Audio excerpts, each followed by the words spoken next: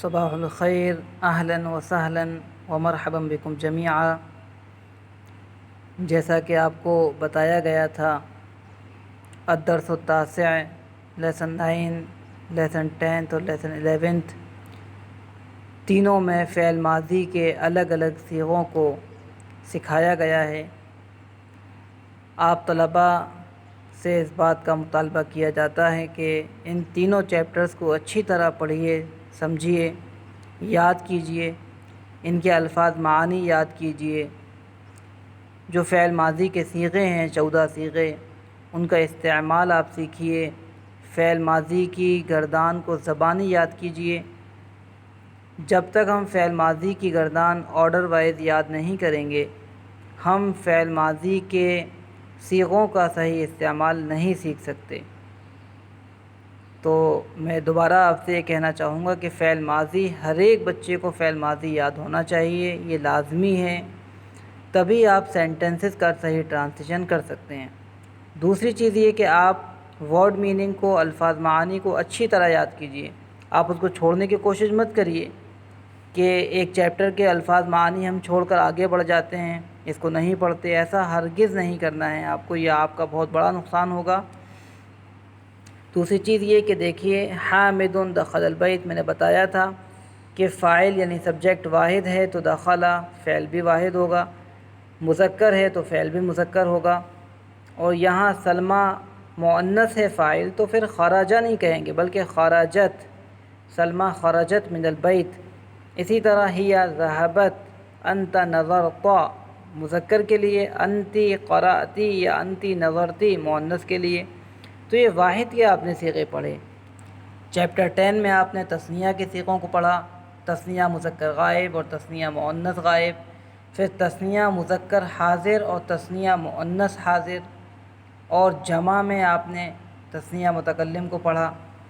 یہاں دیکھیے دو نام ہیں، حامد و خالد، ذہبا نہیں بلکہ ذہبا، با الف زبر با ہو جائے گا، ذہبا الی المطعم۔ مؤنث میں سلمہ و سعاد، دخلا نہیں بلکہ دخلتا، دخلت البیتا، دونوں گھر میں داخل ہوئیں، وہ دونوں بیٹھیں، ہما جلستا۔ تو یہ بات آپ کو ذہن میں رکھنا ہے۔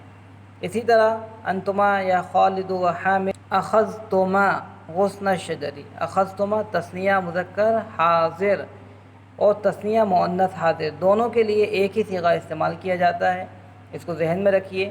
سیاق و سباق سے ہم سمجھیں گے کہ یہ مذکر حاضر کے لیے ہے یا تثنیہ مؤنث حاضر کے لیے۔ مثلا نام انتما یا زینب و بشرا صبحتما فی النہر، یہاں نام چونکہ مؤنث ہے تو یہ تثنیہ مؤنث حاضر ہوا۔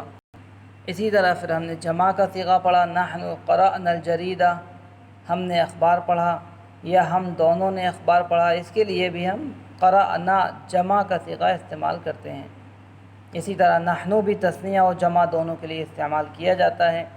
تو آپ کو اخیر تک صیغوں کا آپ کو ٹرانسلیشن کرنا ہے، جو آپ کر چکے ہیں ان کی اور مزید پریکٹس کیجئے گا۔ اور اخیر چیپٹر میں یہاں جمع کے صیغے سکھائے گئے، جمع مذکر غائب اور جمع مؤنث غائب، جمع مذکر حاضر اور جمع مؤنث حاضر، اور جمع متکلم۔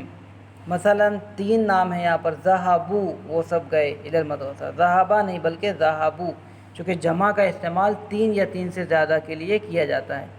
یہاں لڑکیوں کے لیے ذہبنا، ذہبو سے ذہبنا، جلستم، اور لڑکیوں کے لیے جلستنا ہو جائے گا، یا یہاں پر خرجتنا، اور پھر لاسٹ میں سبحنا، دخلنا، خرجنا، فتحنا، جو بھی ہے نون الف زبر نا کے ساتھ، اور صرف دخلنا نون زبر نا، یہ جمع مؤنث غائب کا صیغہ ہوتا ہے۔ اس میں بھی اکثر طلبہ جو ہے کنفیوز ہو جاتے ہیں، اس کو دھیان میں رکھتے ہوئے آپ کو ٹرانسلیشن کرنا ہے، اس کا بڑا خیال رکھنا ہے۔ دخلنا اور دخلنا، نون الف زبر نا والا وہ جمع متکلم کا صیغہ ہوتا ہے، اور یہ جمع مؤنث غائب کا صیغہ ہوتا ہے بغیر الف کے۔